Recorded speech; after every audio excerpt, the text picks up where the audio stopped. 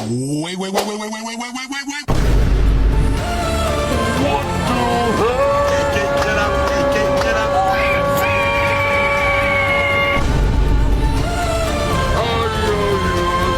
Get up untuk tempo.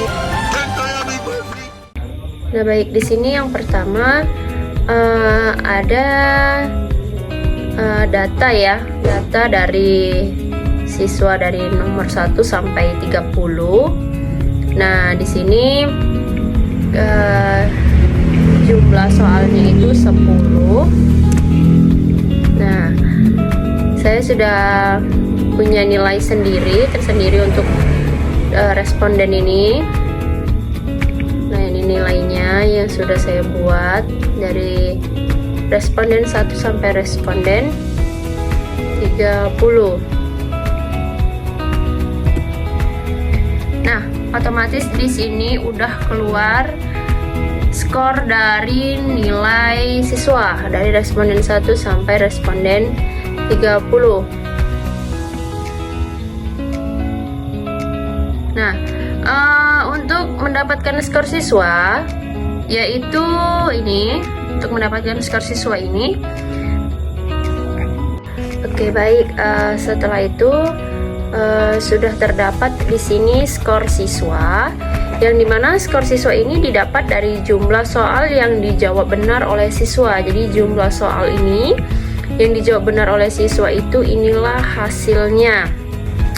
Nah, selanjutnya untuk mengetahui jumlah benar ini didapat dari siswa yang dapat menjawab soal dari butir nomor 1 sampai 10. Jadi siswa yang menjawab dari butir soal nomor 1 ini adalah soal benar yang dijawab oleh responden. Nah, ini butir 1, 2, 3, 4, 5, 6, 7 sampai 10. Nah, inilah jumlah dari masing-masing butir soal yang benar yang sudah dijawab oleh responden. Nah, untuk RX hitung ya ini didapat dari dua variabel, yaitu jumlah benar soal dengan skor siswa. Jadi jumlah benar soal dari butir 1 ini adalah jumlah benar yang dijawab oleh siswa. Nah, ini hasilnya jumlah benar dari butir 1 dan divariabelkan dengan skor siswa. Jadi butir 1, 2, 3 sampai dengan 10 ini divariabelkan dengan skor siswa dan dapatlah hasilnya sampai butir ke 10. Nah, untuk RX hitung ya ini didapat dari dua variabel, yaitu jumlah benar soal dengan skor siswa. Jadi jumlah benar soal dari butir 1 ini adalah jumlah benar yang dijawab oleh siswa. Nah, ini hasilnya jumlah benar dari butir 1 dan divariabelkan dengan skor siswa. Jadi butir 1, 2, 3 sampai dengan 10 ini divariabelkan dengan skor siswa dan dapatlah hasilnya sampai butir ke 10. Nah, R tabel ini didapat dari jumlah siswa yang menjawab dari soal butir sampel, satu butir sampel soal. Nah, ini didapat dari ini butir soal nomor 1. Nah, maka dapatnya R tabel.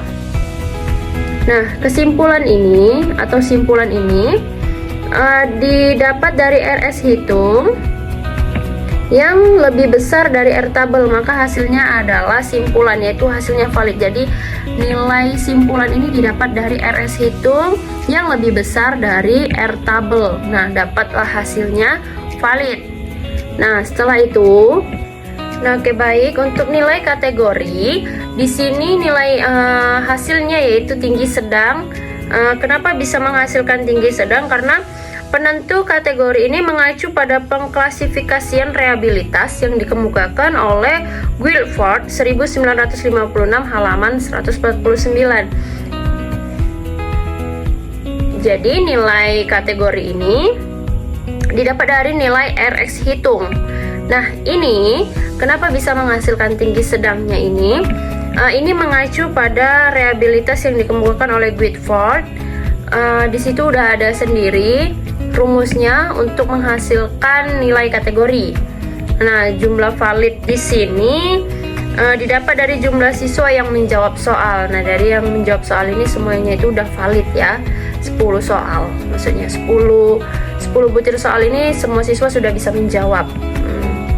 Setelah itu, nah selanjutnya masuk ke uji reabilitas metode alfa, yang dimana varian item ini di sini atau variasi nilai didapat dari hasil jumlah setiap butir soal yang divariasikan. Jadi varian item ini, nah di sini kan ada beberapa nilai ya, ada beberapa angka, dan ini tuh berbagai macam. Nah, dari butir soal ini, hasil dari nilai ini divariasikan dan dapatlah hasilnya 1,2 untuk variabel untuk varian nilai butir soal 1.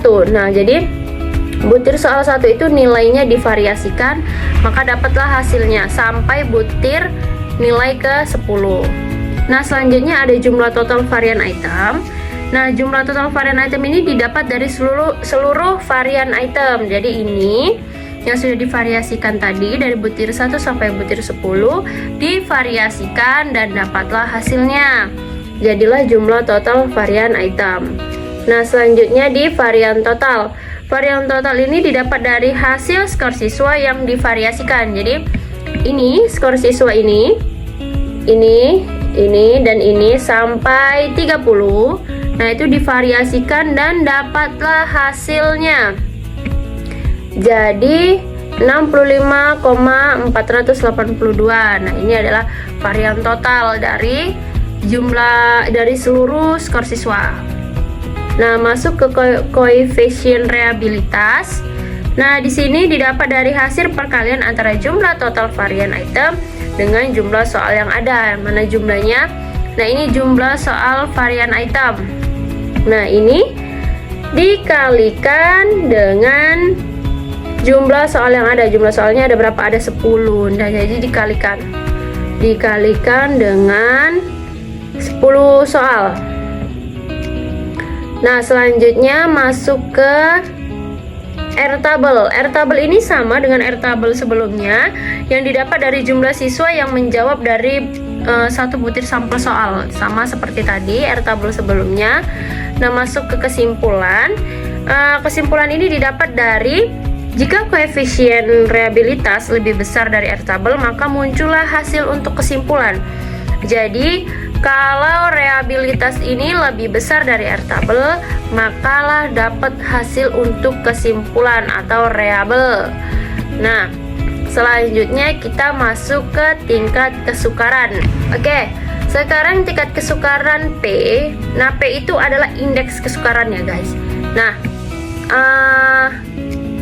P ini tingkat kesukaran ini didapat dari hasil rata-rata nilai item butir soal dibagi dengan nilai maksimal. Jadi setiap butir soal ini memiliki nilai rata-ratanya. Jadi butir soal 1 ini sampai ke 10 ini memiliki nilai rata-rata, baru dikalikan dengan nilai maksimal. Nah, baru dapatlah hasil dari tingkat kesukaran per soal. Nah, setelah itu masuk ke kriteria P, yang dimana kriteria P ini adalah di sini menghasilkan TMDH atau TSKR, yaitu dimana artinya tingkat kemudahan dan tingkat kesukaran. Jadi tingkat kemudahan per soal, disinilah kita mencarinya dengan cara melihat interpretasi kesukaran. Nah, dengan melihat interpretasi kesukaran, maka dapatlah hasilnya kriteria P. Selanjutnya untuk melihat kriteria untuk melihat SA ini adalah skor atas dan SB ini adalah skor bawah. Nah, SA ini didapat dari di sini kan soalnya 30. Nah, kalau dari petunjuk soal, dari petunjuk buku, kalau soalnya 30, maka masing-masing sampel itu 50% untuk mencari SA dan SB. Nah, contohnya ini dari responden 1 kita blok sampai responden 15, karena di sini kita mau mencari ini ya, mencari skor atas. Jadi ini kita blok sampai 15, lalu kita buka data nih ya. Kita buka data lalu insert, sort, baru mau terserah mau kecil ke besar atau besar ke kecil. Di sini saya pakai small, dari besar ke kecil. Maka dapatlah hasilnya. Responden 1 itu memiliki nilai paling atas, responden 10 juga. Nah, sampai seterusnya. Nah, setelah itu untuk mencarinya itu adalah 50% dikali 30 sama dengan 15. Jadi 15 skor atas, 15 skor bawah. Nah, inilah dapatnya sampai soal ke 10. Jadi per masing-masing butir soal ini memiliki nilai atas tersendiri dan bawah tersendiri.